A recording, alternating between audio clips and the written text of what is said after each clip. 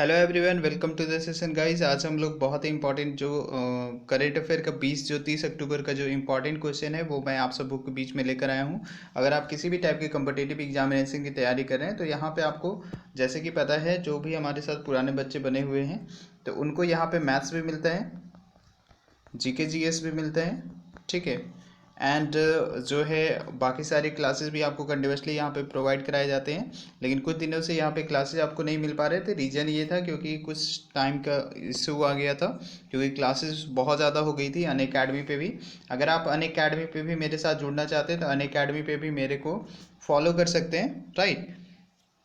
और अगर आप अन अकेडमी पे किसी भी तरीके की कोई भी कोर्स को अगर आप ख़रीदना चाहते हैं गाइस, तो आप मेरे इस कोड को अप्लाई करके 10% तक का डिस्काउंट ले सकते हो। मैं यहाँ पे कोड आपको डिस्क्रिप्शन में भी दिया हुआ है, यहाँ पे भी बता दे रहा हूँ कि किस तरीके से आप कोड जो है वो आप अप्लाई करके यहाँ पे 10% का डिस्काउंट ले सकते हो। ये मेरा कोड है SHIVGOVIND 1001-501। जैसे ही आप इस कोड को अप्लाई करते हो आपको 10% का डिस्काउंट मिल जाएगा, राइट। तो यहाँ पे जैसे कि फर्स्ट क्वेश्चन ये है, which country release the commemorative postage stamp on the 75 anniversary of the UN. United nation का जो है यहाँ पे 75वीं वर्षगांठ पर यहाँ पे कौन सा कंट्री जो है यहाँ पे कॉमेमोरेटिव जो पोस्टेज स्टाम्प है वो लॉन्च किया।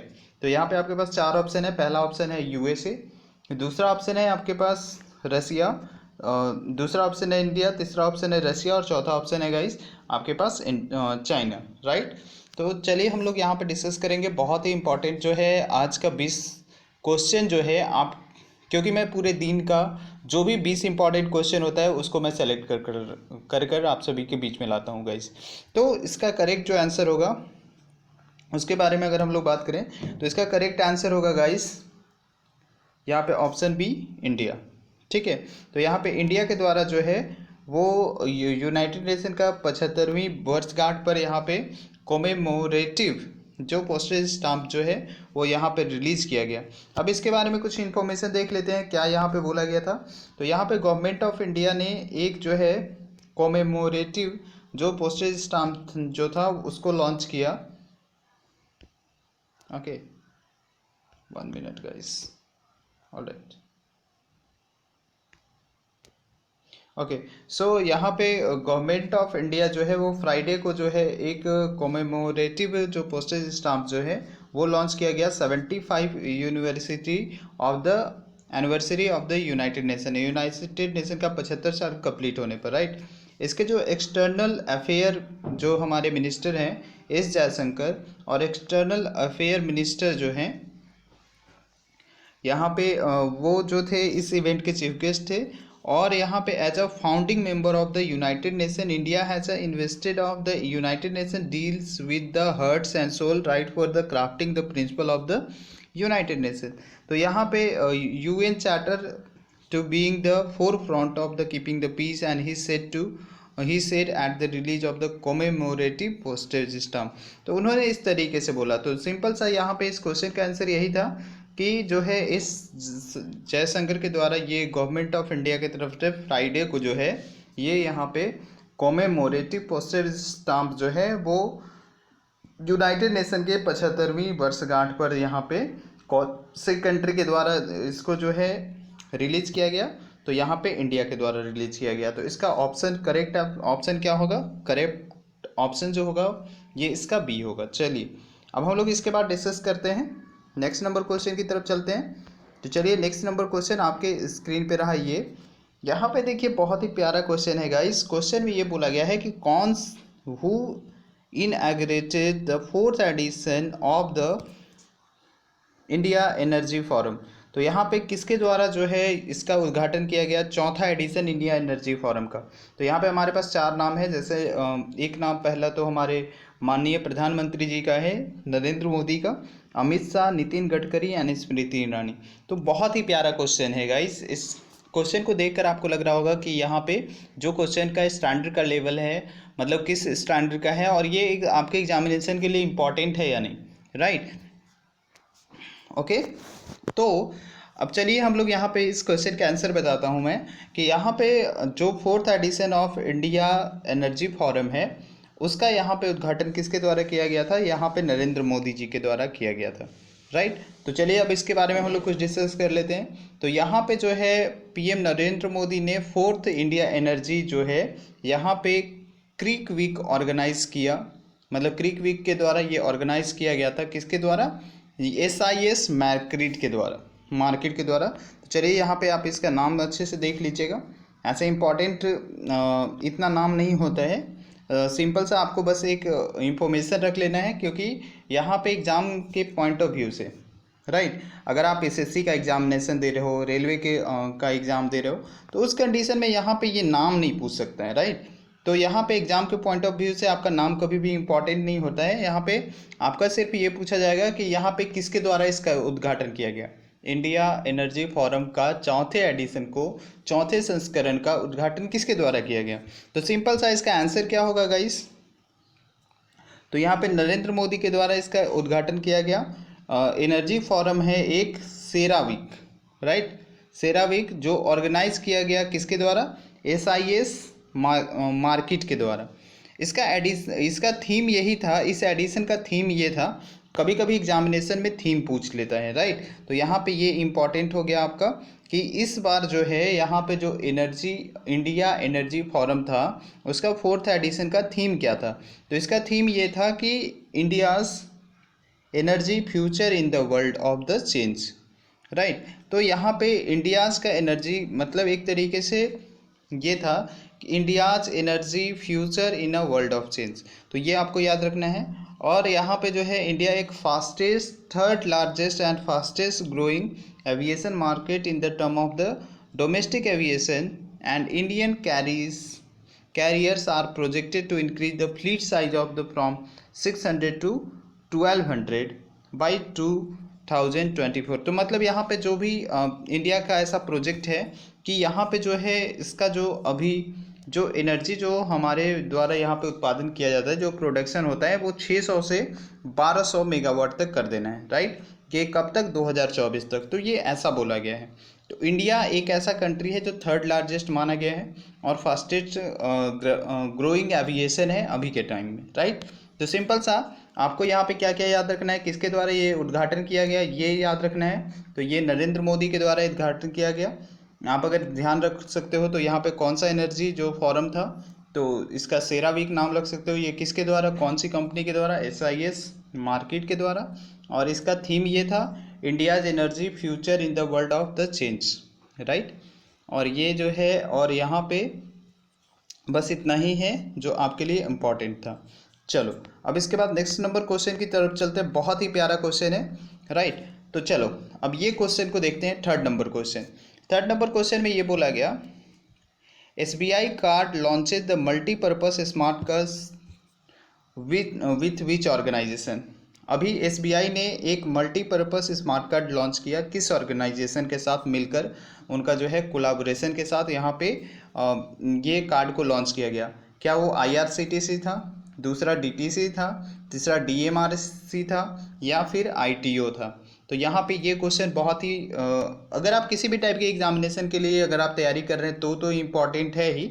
अगर आप बैंक PO की तैयारी कर रहे हो या फिर बैंक क्लर्क की तैयारी कर रहे हो तो इसके लिए ये क्वेश्चन आपका और भी इम्पॉर्टेंट हो जाता है। तो चलिए बताते हैं, देखते हैं। तो यहाँ पे अगर इसके बारे में बात करें थर्ड क्वेश्चन का, तो यहाँ पे SBI कार्ड जो मल्टीपर्पज स्मार्ट कार्ड जो अभी लॉन्च किया गया है वो आपका लॉन्च किया गया है यहाँ पे DMRC के द्वारा, राइट। DMRC के साथ मिलकर ये लॉन्च किया गया है। तो इसके अकॉर्डिंग यहाँ पे ऑप्शन C हो गया करेक्ट आंसर। तो चलिए इसके बारे में यहाँ पे बात करते हैं। तो DMRC का मतलब क्या हो गया, Delhi metro rail corporation, right. तो यहाँ पे BI कार्ड यहाँ पे किसके सहायता से मतलब किसके साथ मिलकर, DMRC के साथ ये जो है स्मार्ट कार्ड लॉन्च किया, जिससे जो है एक तरीके से कॉन्टैक्टलेस, मतलब जैसे कि आपको पता है कि अभी एक कोरोना काल में किसी मतलब यहाँ पे सोशल डिस्टेंसिंग को मेंटेन करना है, तो यहाँ पे ये एक कॉन्टैक्टलेस मल्टीपर्पज़ कार्ड है जो कि फंक्शन करेगा क्रेडिट कार्ड के टाइप से या फिर मेट्रो स्मार्ट कार्ड के टाइप से, राइट। तो ये credit card Delhi metro SBI card design for the regular counters on Delhi metro. तो ये क्रेडिट कार्ड है जस्ट लाइक अगर ओके तो अगर आप यहाँ पे ट्रैवल करना चाहते हैं तो वहाँ पे जो है ये SBI कार्ड जो है उसके लिए क्रेडिट फैसिलिटी प्रोवाइड करता है। तो यहाँ पे हो गया इसका ऑप्शन सी हो गया करेक्ट आंसर। अब चलिए हम लोग फोर्थ नंबर क्वेश्चन की तरफ चलते हैं। फोर्थ नंबर क्वेश्चन में क्या है कि कौन सा state which state CM launch the Sumangal and the student scholarship web portal. तो कौन सा अभी स्टेट जो है दो स्कीम लॉन्च किया गया है, किस स्टेट के CM के द्वारा, किस स्टेट के मुख्यमंत्री के द्वारा दो अभी जो है मतलब स्कीम लॉन्च किया गया है। पहला स्कीम ये है जैसे सुमंगल जिसका नाम है, और दूसरा स्टूडेंट स्कॉलरशिप वेब पोर्टल। तो चलिए देखते हैं, यहाँ पे ऑप्शन है हमारे पास 4। पहला है सिक्किम, दूसरा है असम, तीसरा है केरला और चौथा है उड़ीसा। तो चलिए देखते हैं क्या होगा इसका करेक्ट आंसर। तो अगर इस क्वेश्चन के बारे में अगर हम लोग बात करें तो इसका करेक्ट आंसर होगा गाइस, जैसे कि आप सभी को पता है कि यहाँ पे जो है नवीन पटनायक जो, अच्छा इतना मैं एक हिंट देता हूँ कि किस स्टेट के चीफ मिनिस्टर जो है वो नवीन पटनायक हैं। तो सिंपल सा इसका आंसर जो होगा यहाँ पे क्या हो जाएगा, उड़ीसा। उड़ीसा चीफ मिनिस्टर जो नवीन पटनायक है उन्होंने 2 वेब पोर्टल लॉन्च किया। पहला एक उड़ीसा स्टेट स्कॉलरशिप पोर्टल और दूसरा जो है वो सुमंगल पोर्टल। अब ये सुमंगल पोर्टल करता क्या है और यहाँ पे स्टूडेंट स्कॉलरशिप वेब पोर्टल क्या है। तो अगर हम लोग यहाँ पे बात करें तो यहाँ पे जो पहला पोर्टल है formal portal is to help the students, ये जो है स्टूडेंट को हेल्प करता है। ये इस मतलब यहाँ पे जो है जो भी स्टूडेंट्स हैं उनको स्कॉलरशिप प्रोवाइड कराएगा और ट्रांसपेरेंट मैनर में, राइट। और दूसरा जो है यहाँ पे ये जो सुमंगल जो प्रोग्राम है ये इंटर कास्ट मैरिज के लिए बनाया गया है, right, inter caste marriage. Simple आपको इतना ध्यान रखना है कि ये जो सुमंगल जो प्रोग्राम है ये आपका किसके लिए किया गया है, इंटर कास्ट मैरिज के लिए ये किया गया था। तो ये आपको ध्यान में रखना है। चलिए इसके बारे में नीचे कुछ इंफॉर्मेशन दिया हुआ है, तो यहाँ पे इसका आंसर होगा डी। तो उड़ीसा चीफ मिनिस्टर नवीन पटनायक के द्वारा ये दोनों प्रोग्राम जो है वो लॉन्च किया गया था। पहला जो है वो स्कॉलरशिप पोर्टल किसके लिए था, जो स्टूडेंट हैं उनको जो है स्कॉलरशिप अवेल कराने के लिए। और दूसरा जो है जो सुमंगल पोर्टल है वो यहाँ पे जो लोग इंटरकास्ट मैरिज हैं उनको यहाँ पे एक तरीके से हेल्थ फैसिलिटी प्रोवाइड करने के लिए ये बनाया गया था, राइट। अब चलिए next number question, 5th number question की तरफ चलते हैं। 5वां क्वेश्चन में ये बोला गया कि conservation centre will be set up in how many states to project the vultures. मतलब यहाँ पे कितने ऐसे स्टेट हैं जिसमें कंजर्वेशन सेंटर सेटअप किया जाएगा वल्चर को प्रोटेक्ट करने के लिए। तो यहाँ पे आपके पास ऑप्शन है, सॉरी गाइस, तो यहाँ पे आपके पास ऑप्शन है ऑप्शन 3, ऑप्शन 4, ऑप्शन 5 और ऑप्शन 9। तो चलिए देखते हैं क्या होगा इसका करेक्ट आंसर, ठीक है। तो अगर इसका करेक्ट आंसर के बारे में बात करें अगर हम लोग, तो इसका करेक्ट आंसर होगा 5, राइट, ठीक है। तो इसका करेक्ट आंसर होगा 5। कौन कौन सा, एक है आपका उत्तर प्रदेश, एक है यूपी, दूसरा है त्रिपुरा, दूसरा है आपका त्रिपुरा, तीसरा है महाराष्ट्र, राइट, तीसरा है महाराष्ट्र, चौथा में आपका होगा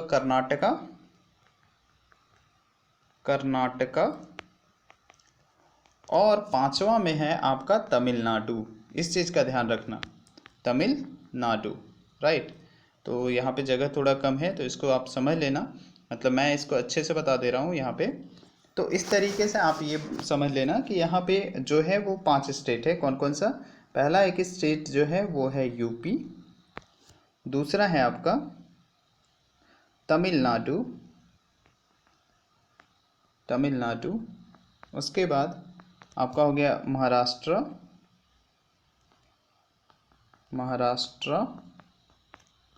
उसके बाद 4th में हो गया त्रिपुरा, राइट। इसके बाद आप इसको क्या बोल सकते हो, त्रिपुरा के बाद एक जो है यहाँ पे आपका आ गया कर्नाटका, मतलब यहाँ पे एक और आएगा कर्नाटका, तो ये आपका 5 स्टेट हो गया। तो यहाँ पे इस तरीके से, तो यहाँ पे इस क्वेश्चन का आंसर क्या होगा कि 5 ऐसे स्टेट हैं जहाँ पे कंजर्वेशन सेंटर बनाया जाएगा जो कि क्या प्रोटेक्ट करेगा, वल्चर को। तो चलिए यहाँ पे इसका करेक्ट आंसर होगा ऑप्शन सी, उत्तर प्रदेश, त्रिपुरा, महाराष्ट्र, कर्नाटका, तमिलनाडु। तो ये यहाँ पे सेटअप किया जाएगा और ये यहाँ पे जो है ब्रीडिंग सेंटर भी बनाया जाएगा प्रत्येक जगह पे, और according to the action plan for the vulture of the vulture conservation 2020 and 25, right. तो इसके अकॉर्डिंग ये बनाया जाएगा, राइट। और यहाँ पे ये प्लान जो है वो new veterinary non steroidal anti inflammatory drugs NSAIDs के द्वारा ये टेस्ट किया गया वल्चर पे बिफोर देयर कॉमर्शियल रिलीज। तो ये यहाँ पे ये सब जो है इतना आपको जानने की ज़रूरत नहीं है, सिंपल सा ये एक्शन प्लान जो है वो किसके द्वारा अप्रूव किया गया था, तो ये आपका national board for the wild life के द्वारा अप्रूव किया गया था। ये आपको जानने की ज़रूरत है। और कब अप्रूव किया गया था, 5 अक्टूबर 2020 को, ठीक है। तो ये आपको ध्यान में रखना है, राइट। तो ये हो गया इंपॉर्टेंट चीज़। अब हम लोग 6 नंबर क्वेश्चन की तरफ चलते हैं। 6 नंबर क्वेश्चन में क्या है कि यहाँ पे ये बोला गया है कि किसने अभी जो 6 पार्लियामेंट्री स्पीकर समिट्स जो हुआ था आपका G20 कंट्री में, तो किसने यहाँ पे एड्रेस किया, राइट, किसने वहाँ पे संबोधन किया। तो यहाँ पे अगर बात किया जाए तो यहाँ पे संबोधन जो किया गया था वो ओम बिरला जी के द्वारा किया गया था, राइट। किसके द्वारा किया गया था, तो ओम बिरला जी के द्वारा ये किया गया था। क्योंकि आपको यहाँ पे पहले ही दिया गया है कि पार्लियामेंट स्पीकर के द्वारा ये जो समिट में जो है G20 कंट्री में, तो यहाँ पे जो है वो तो आपके नरेंद्र मोदी होंगे नहीं, अमित शाह भी नहीं होंगे, फिर नितिन गडकरी भी नहीं होंगे। तो यहाँ पे आंसर आपके पास एक ही ऑप्शन बचता है जो कि है ओम बिरला। ओम बिरला के द्वारा यहाँ पे जो है G20 समिट्स में यहाँ पे इकोनॉमी के बारे में बात किया गया, दूसरा जो है सोसाइटी के बारे में बात किया गया, साथ ही साथ यहाँ पे जो टेररिज्म है, ठीक है, जो टेररिज्म जो है यहाँ पे सोसाइटी को किस तरीके से चेंज कर रहे हैं उसके बारे में भी बात किया गया। और ये जो अभी जो मीटिंग हुआ था, ये जो समिट हुआ था 6 parliamentary speaker summits G20 country का, ये आपका टोक्यो में हुआ था, राइट। तो यहाँ पे जो है G20 पे जितने भी बहुत सारे ऑफिसर भी प्रेजेंट थे जो भी पार्लियामेंट्स के थे, तो उन्होंने अपना व्यू दिया, राइट। तो ओम बिरला जी वहाँ पे जो एड्रेस किसके द्वारा किया गया था, तो हमारे जो है ओम बिरला जी के द्वारा ये किया गया था। चलिए 7 number question, which country is going to remain the FATF grey list in the February. कौन सी कंट्री जो है वो आपका टिल फरवरी तक जो है वो ग्रे लिस्ट में रहने वाली है FATF की। तो अगर इसके बारे में अगर हम लोग बात करें, FATF का मतलब क्या होता है, सबसे पहले ये आपको समझना बहुत ही ज़रूरी है। FATF का मतलब होता है यहाँ पे फिनेंशियल एक्शन टास्क फोर्स। क्या होता है, financial action task force, right, financial action task force, right. तो यहाँ पे इस चीज़ का ध्यान रखना कि किस कंट्री को यहाँ पे जो है अभी तक ग्रे लिस्ट में मतलब फरवरी तक रखा गया है। तो यहाँ पे यही एक कंट्री है जो पाकिस्तान को यहाँ पे जो है वो रखा गया है मतलब ग्रे लिस्ट में। तो यहाँ पे इसका ऑप्शन क्या हो गया, करेक्ट आंसर होगा यहाँ पे ऑप्शन बी। तो यहाँ पे FATF के द्वारा यहाँ पे जो है ये ग्रे लिस्ट में रखा गया। क्यों रखा गया, इसके पीछे रीज़न ये था क्योंकि जो है FATF ने पाकिस्तान को ग्रे लिस्ट में ही रखा है और यहाँ पे उनको बोला गया है कि 6 पॉइंट जो भी टेरर फिनांसिंग है रिलेटिंग टू, अगर आपको अगर विदेशों से फंडिंग अगर आपको चाहिए FATF से, तो यहाँ पे आपको ग्रे लिस्ट में रखा गया है। आप अपनी स्थिति नहीं सुधारेंगे तो आपको फंडिंग नहीं मिलेगा। तो जो उनको जो फॉरेन फाइनेंसिंग होती है वो उनको नहीं मिल पाती है, राइट। तो इनको जो है अगर आपको टेरर फाइनेंसिंग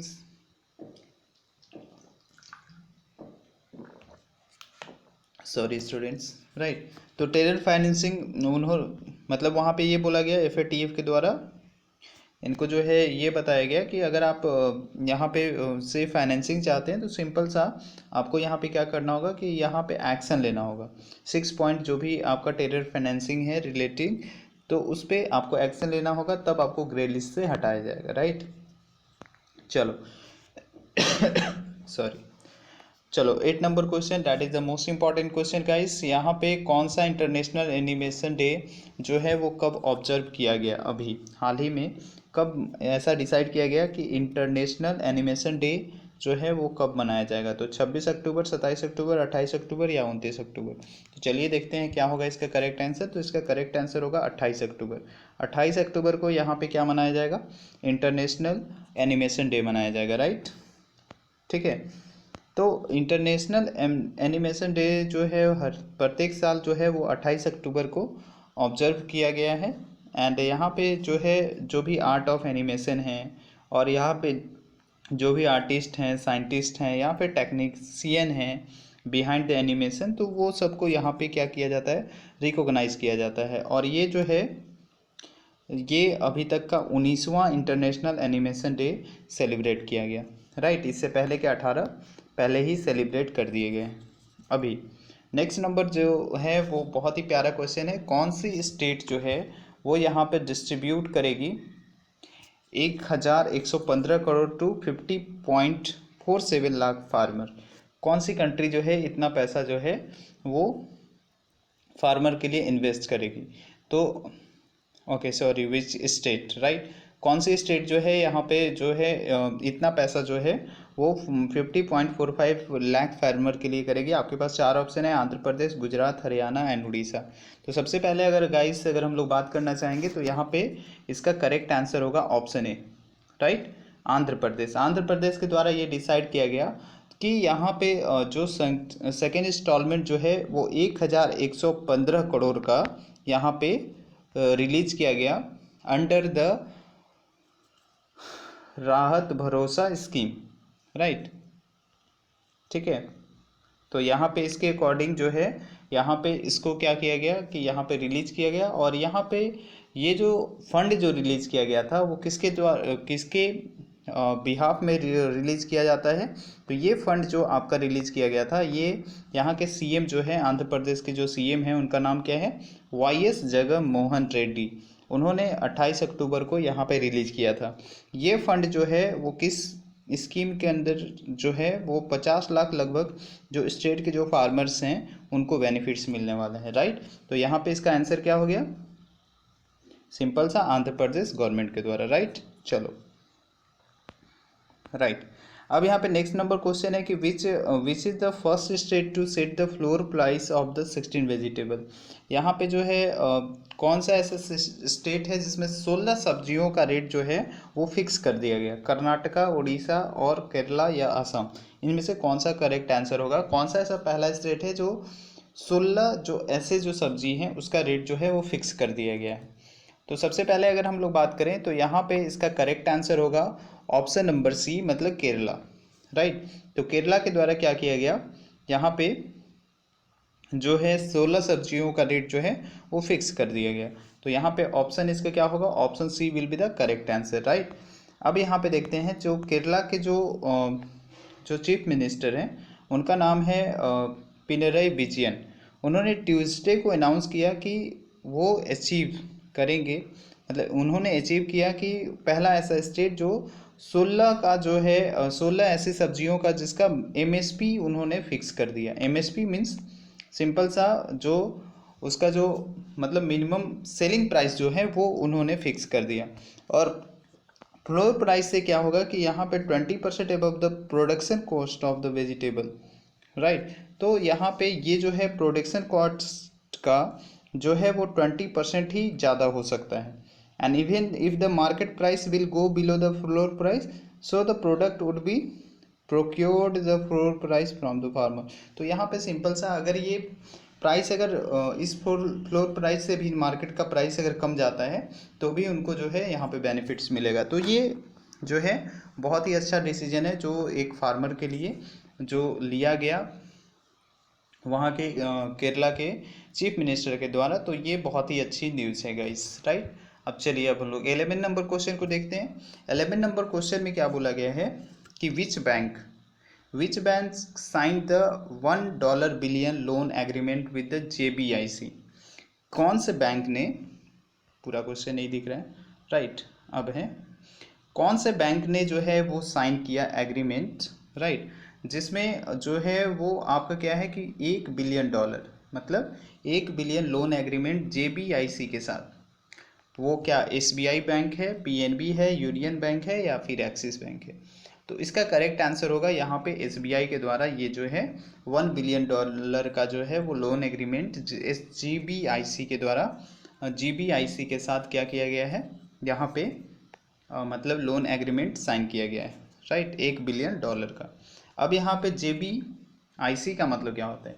JBIC का मतलब हो गया Japan bank for the international corporation. JBIC का मतलब Japan bank for international corporation,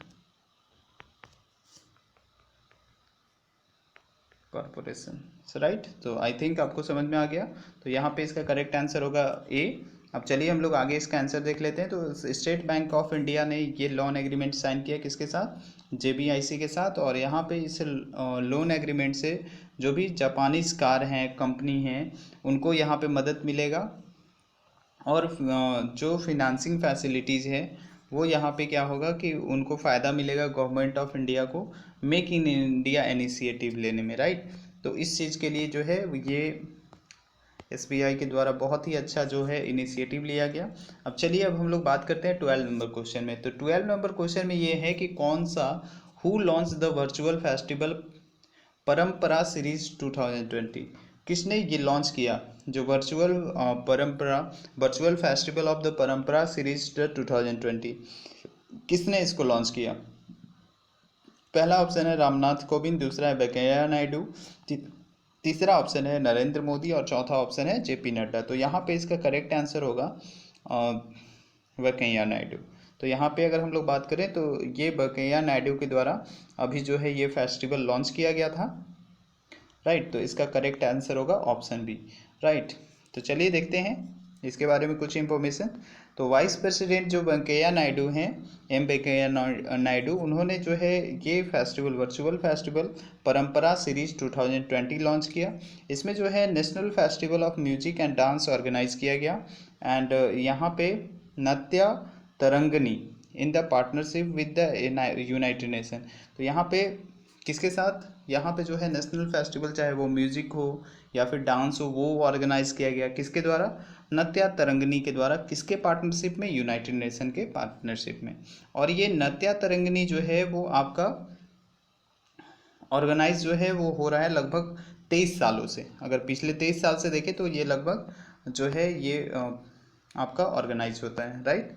अब चलिए अब हम लोग बात करेंगे कि young advocate welfare fund has been launch in which state. Young advocate का वेलफेयर फंड जो है वो लॉन्च किया गया किस स्टेट के द्वारा? पहला है उड़ीसा, दूसरा गुजरात, तीसरा तमिलनाडु और चौथा है गोवा। तो अगर यहाँ पे इस क्वेश्चन के बारे में बात करें तो इसका आंसर जल्दी से बता दो। उम्मीद करता हूँ सारे लोगों को जल्दी से बता दो क्या होगा इसका करेक्ट आंसर। तो इसका करेक्ट आंसर होगा, चलिए मैं ही बता देता हूँ। तो इसका करेक्ट आंसर होगा यहाँ पे option C will be the correct answer, right. Option C इसका क्या होगा? करेक्ट आंसर होगा। Okay guys, option C will be the correct answer for this question. अगर हम लोग बात करें तो यहाँ पे ऑप्शन C इसका करेक्ट आंसर होगा, राइट। तो तमिलनाडु एक ऐसा स्टेट है, तो तमिलनाडु एक ऐसा स्टेट है जिसके द्वारा ये young advocate welfare fund start किया गया। और यहाँ पे इस स्कीम के अकॉर्डिंग ये है कि उनको जो है मंथली फिनेंशियल असिस्टेंस मिलेगा लगभग 2 सालों के लिए। और जब वो कॉलेज के बाहर आएंगे तब उनके लिए जो है ये वेलफेयर फंड बनाया गया है, जिसमें प्रत्येक महीने जो है उनको मंथली फाइनेंस असिस्टेंस में लगभग 3,000 रुपये जो है लगभग आने वाले 2 सालों तक मिलेंगे जब वो कॉलेज से बाहर आएंगे, लॉ कॉलेज से बाहर आने के बाद, राइट। चलिए अब 40 नंबर क्वेश्चन देखते हैं। 40 नंबर क्वेश्चन बहुत ही प्यारा क्वेश्चन है। यहाँ पे देखते हैं कि यहाँ पे 40 नंबर में क्या बोला गया है, राइट। देखो 14 नंबर क्वेश्चन में ये बोला गया कि US portal service sign the pact of the electronic exchange of the custom with which country. तो यहाँ पे यूएस पोस्टल जो है सर्विस वो साइन किया एक समझौता for electronic exchange of the custom with इस विच कंट्री। तो यहाँ पे यूएस अमेरिका ने किसके साथ ये जो है वो आपका मतलब पोस्टल सर्विस का ये जो समझौता जो है इलेक्ट्रॉनिक जो भी कस्टम होता है तो उसका जो है एक्सचेंज के लिए, यहाँ पे इलेक्ट्रॉनिक एक्सचेंज के लिए किस कंट्री के साथ ये समझौता साइन किया गया। तो ये किया गया है इंडिया के द्वारा, इंडिया के साथ, राइट। तो चलिए देख लेते हैं। तो इंडियन पोस्ट और यूएस पोस्टल सर्विस जो है एक एग्रीमेंट के साथ अब इलेक्ट्रॉनिक एक्सचेंज करेगा कस्टम डाटा को, राइट, जो related to the postal shipment होगा and it will enable to transmit and receive the electronic data of international postal item prior to the physical arrival. तो यहाँ पे जो है ये एक तरीके से हेल्प करेगा कि जो भी वहाँ पे ट्रांसमिशन हो रहा है मतलब साझा होगा, या फिर जो भी इलेक्ट्रॉनिक डाटा है मतलब कोई भी जो इंटरनेशनल पोस्टल अगर आइटम अगर पहले आ रहा है तो पहले को पहुंचने से पहले उसका सारा इन्फॉर्मेशन जो है इंडिया से, अगर कोई भी चीज़ अगर उस कंट्री में जैसे अमेरिका में जा रहा है तो उसका इन्फॉर्मेशन इंडिया के पास रहेगा, और इंडिया में जो भी चीज़ या फिर अमेरिका से कोई भी चीज़ अगर इंडिया में आ रहा है तो उसका भी इन्फॉर्मेशन यहाँ पे रहेगा। तो ये समझौता किया गया, राइट। चलो इसके बाद चलो 15 नंबर क्वेश्चन की तरफ चलते हैं, राइट। अगर वीडियो अच्छा लग रहा है तो वीडियो को लाइक ज़रूर कर देना, शेयर ज़रूर करना। चलो तो 15 नंबर क्वेश्चन में बात करें तो एनपीसीसी के द्वारा अभी जो है मेमोरेंडम ऑफ अंडरस्टैंडिंग साइन किया गया, जिसके अकॉर्डिंग किस एक ऑर्गेनाइजेशन के द्वारा for the development of the land parcels in the national capital. तो एनपीसीसी ने साइन किया मेमोरेंडम ऑफ अंडरस्टैंडिंग किस ऑर्गेनाइजेशन के द्वारा, किस ऑर्गेनाइजेशन के साथ, आईआरसीटीसी के साथ, डीटीसी के साथ, डीएमआरसी के साथ या फ्लिपकार्ट के साथ। किस चीज़ के लिए? Development of land parcel in the national capital. जो भी नेशनल कैपिटल दिल्ली है वहाँ पे जो भी लैंड पार्सल होता है उसका डेवलपमेंट के लिए एनबीसीसी ने किसके साथ जो है ये मेमोरेंडम ऑफ अंडरस्टैंडिंग साइन किया, राइट। किसके साथ साइन किया तो उसके बारे में ये क्वेश्चन है। तो अगर हम लोग यहाँ पे बात करें तो एनबीसीसी जो लिमिटेड है वो यहाँ पे ये जो मेमोरेंडम ऑफ अंडरस्टैंडिंग जो साइन किया गया है वो डीटीसी के साथ साइन किया गया है। तो यहाँ पे करेक्ट ऑप्शन क्या होगा? ऑप्शन बी होगा करेक्ट आंसर, राइट। तो यहाँ पे एनबीसीसी, राइट। तो एनबीसीसी जो स्टेट ऑन कंस्ट्रक्शन है फॉर्म है एनबीसीसी लिमिटेड, उसके द्वारा मेमोरेंडम ऑफ अंडरस्टैंडिंग जो साइन किया गया है वो दिल्ली ट्रांसपोर्ट कॉरपोरेशन के साथ किया गया है। जो भी डेवलपमेंट है, जैसे जो भी लैंड का पार्सल आता है नेशनल कैपिटल में, उसको जो है एक जगह से दूसरी जगह पर पहुंचाने के लिए अच्छे तरीके से यहाँ पे जो है ये किया गया है। और एनबीसीसी आखिर करता क्या है? एनबीसीसी इसमें प्रोजेक्ट करेगा, मतलब वर्क करेगा, और जो भी प्रोजेक्ट मैनेजमेंट कंसल्टेंट हैं, मतलब PMCI हैं, for developing the land parcel and self revenue generation model aided. तो यहाँ पे जो है इसलिए जो है यहाँ पे दोनों चीज़ साइन किया गया। तो सिंपल सा बस आपको ये ध्यान रखना है कि एनबीसीसी एक जो है कंस्ट्रक्शन कंपनी है, उसके द्वारा जो है यहाँ पे ये जो है मेमोरेंडम ऑफ अंडरस्टैंडिंग साइन किया गया है किसके लिए, किसके साथ, जो है वो दिल्ली ट्रांसपोर्ट कॉरपोरेशन के साथ। किस चीज़ के डेवलपमेंट के लिए? वेरियस लैंड पार्सल जो दिल्ली में जो है उसका डेवलपमेंट करने के लिए। चलिए अब इसके बाद ये जो है हम लोग 16 नंबर क्वेश्चन की तरफ चलते हैं। तो 16 नंबर क्वेश्चन में ये है कि who bagged the doctor Tulsidas Chhag award 2020, right. तो यहाँ पे किसको ये अवार्ड दिया गया इसके बारे में यहाँ पे बात करेंगे। तो doctor Satish Mishra, doctor Suresh Mehwal, doctor Anil Gupta and none of this. तो यहाँ पे करेक्ट आंसर होगा, यहाँ पे इसका करेक्ट आंसर है डॉक्टर सतीश मिश्रा। तो यहाँ पे national academy of medical science India has selected the principal scientist division of molecular parasitology and immunology CSIR CDRI Lucknow के जो वहाँ के जो प्रिंसिपल साइंटिस्ट हैं उनका नाम है डॉक्टर सतीश मिश्रा, फॉर इनको एक doctor Tulsidas Chhag award, Tulsidas Chhag award 2020 से जो है इनको मतलब एक तरीके से इनको सेलेक्ट किया गया है इनका नाम, और he is awarded for his research work on the malaria parasites life cycle, which is the complex process involving the two host and three invasive stages, right। तो इनको किस चीज़ के लिए कंट्रीब्यूशन के लिए ये दिया जा रहा है कि जो उन्होंने यहाँ पे जो उनका जो रिसर्च था मलेरिया से रिलेटेड, जो मलेरिया पैरासाइट्स जो होता था उसका जो लाइफ साइकिल होता था उसके कॉम्प्लेक्स प्रोसेस में टू होस्ट होते थे, राइट। या फिर उसका जो इन्वेसिव जो स्टेज होता है उसके लिए उनको जो है इस अवार्ड के लिए जो है इनको चुना गया है। चलिए अब यहाँ पे नेक्स्ट नंबर क्वेश्चन है, who has been named as a brand ambassador of the doctor trust. तो यहाँ पे किसको जो है डॉक्टर ट्रस्ट के लिए यहाँ पे मतलब ब्रांड एम्बेसडर के लिए चुना गया, विराट कोहली, रोहित शर्मा, शिखर धवन या MS धोनी। तो इसका करेक्ट आंसर होगा Rohit Sharma, option B will be the correct answer, right. तो रोहित शर्मा को यहाँ पे चुना गया है, राइट। ओके तो चलिए इसके बारे में देख लेते हैं क्या होगा इसका आगे का आंसर, राइट।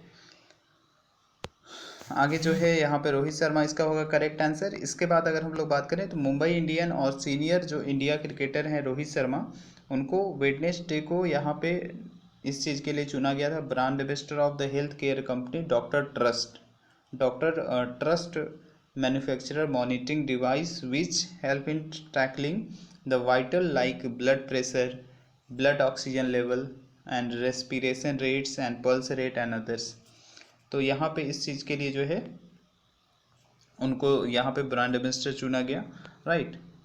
ओके अब इसके बाद नेक्स्ट 18 नंबर क्वेश्चन की तरफ चलते हैं। तो 18 नंबर क्वेश्चन में बुक का नाम बताना है, मतलब उनके ऑथर का नाम बताना है। तो यहाँ पे who is the author of the book title the nights of the restless spirit, right. तो यहाँ पे आपके पास 4 ऑप्शन है, पहला है चेतन भगत, दूसरा है सरबप्रीत सिंह, तीसरा ऑप्शन है ऑप्शन सी करण जौहर, चौथा ऑप्शन है अमिताभ बच्चन, राइट। सॉरी। तो गाइस अगर हम लोग यहाँ पे बात करें कि इसका करेक्ट आंसर क्या होगा, तो यहाँ पे इसका करेक्ट आंसर होगा Sarbpreet Singh. Who is the author of the book title the night of the restless spirit, ये किसके द्वारा लिखा गया था, सरबप्रीत सिंह, मतलब option B will be the correct answer, right. तो चलिए देखते हैं कि आगे इसका क्या है, कुछ एक्सप्लेनेशन देख लेते हैं।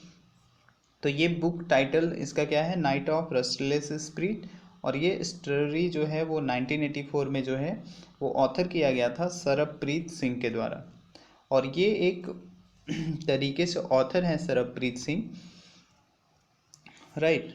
तो ये जो है सिख मैस केयर जो हुआ था उसका 1984 में इस बुक में इन्होंने जिक्र किया था।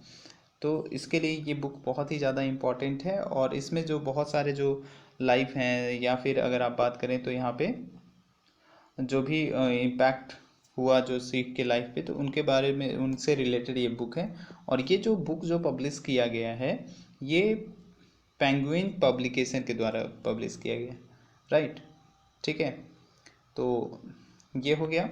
अब इसके बाद 19 नंबर में अगर हम लोग देखेंगे कि which organisation has won the UN award for the efforts of the fight the climate change amid the कोविड-19, कौन सा ऐसा ऑर्गेनाइजेशन है जिसने UN अवार्ड जीता, राइट।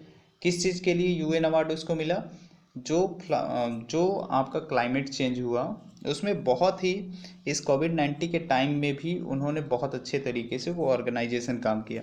हमारे पास 4 ऑर्गेनाइजेशन है, GHE, WITC, UN, WTO and none of this. तो चलिए देखते हैं इसका क्या होगा करेक्ट आंसर। तो इसका करेक्ट आंसर होगा GHE, राइट। तो इसका करेक्ट आंसर हो गया option A will be the correct answer. चलिए अब यहाँ पे ये इंडियन ऑर्गेनाइजेशन है जो कि एक लेवरेज टूरिज्म एंड टेक्नोलॉजी में हेल्प करता है, और रिमोट कम्युनिकेट जो भी कम्युनिटीज़ हैं एक्सेस करता है उसको सोलर एनर्जी। तो यहाँ पे ये एक प्रेस्टिजियस जो UN अवार्ड्स है, तो कि इस तरीके से जो क्लाइमेट चेंज हुआ है इस कोविड-19 के टाइम में उसके लिए इनको दिया गया है।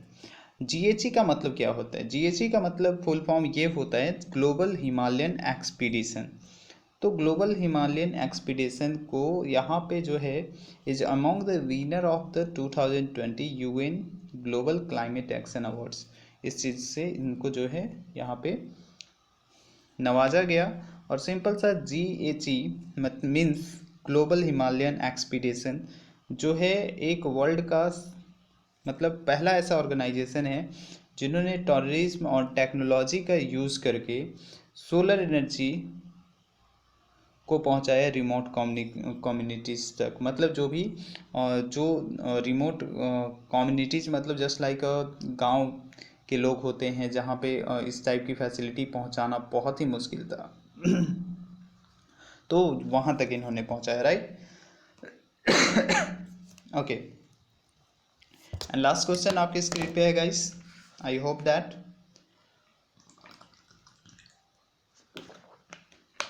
you can solve this question।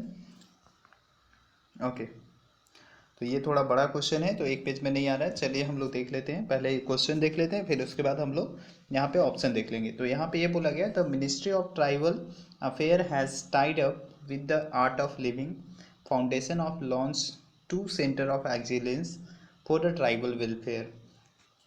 जो मिनिस्ट्री ऑफ ट्राइबल अफेयर्स है उन्होंने यहाँ पे एक तरीके से टाइड अप किया किसके साथ, आर्ट ऑफ लिविंग के साथ, and foundation to launch the 2 centre of excellence for the tribal welfare. Tribal welfare के लिए, उनके उत्थान के लिए यहाँ पे 2 सेंटर ऑफ एक्सीलेंस जो है वो लॉन्च किया गया। तो ये सेंटर ऑफ एक्सीलेंस जो है वो इसका उद्घाटन किया गया किस स्टेट में किया गया ये आपको बताना है, राइट। तो पहला तो है हमारे पास हरियाणा पंजाब, दूसरा है हमारे पास उत्तर प्रदेश एंड राजस्थान, तीसरा है हमारे पास महाराष्ट्र एंड झारखंड, और चौथा है हमारे पास हिमाचल प्रदेश एंड गुजरात।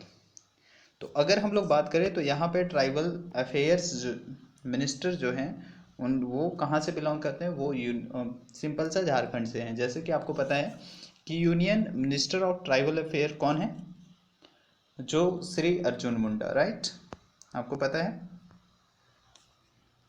ठीक है, जो कि एक्स CM भी रह चुके हैं झारखंड के।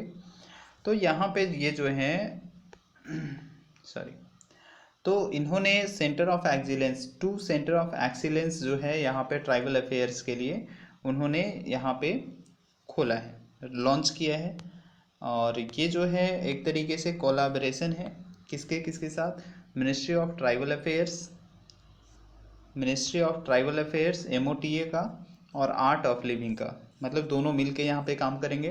पहला COE जो है वो लॉन्च हुआ है औरंगाबाद डिस्ट्रिक्ट महाराष्ट्र में। कहाँ हुआ है, औरंगाबाद डिस्ट्रिक्ट महाराष्ट्र में। और दूसरा COE जो है वो लॉन्च हो चुका है झारखंड में। तो यहाँ पे ये हो गया पूरा का पूरा इंफॉर्मेशन।